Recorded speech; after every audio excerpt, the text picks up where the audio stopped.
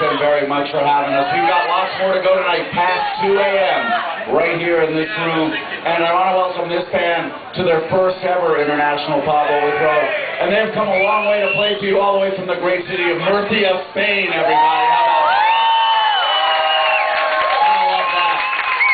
They bring the power pop, the pop rock. It's all melodic and all very cool. They got a CD for sale over there too, so a lot of petrol back to Murcia, so you should buy it.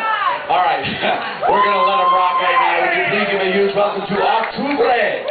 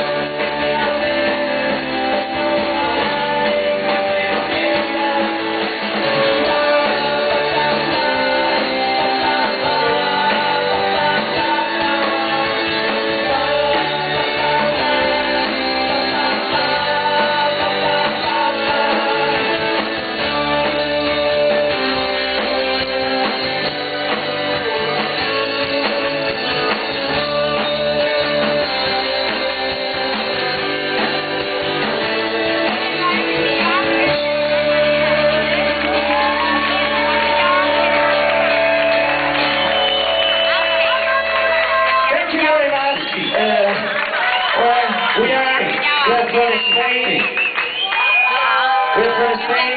We're singing in Spanish. We know most of you. We know most of you don't understand we are talking about in our songs. So we hope you can feel we are talking about in our songs. ¿Okay? Y para la gente de España, muchas gracias por venir. Vayan a disfrutar un poquillo de vuestro idioma.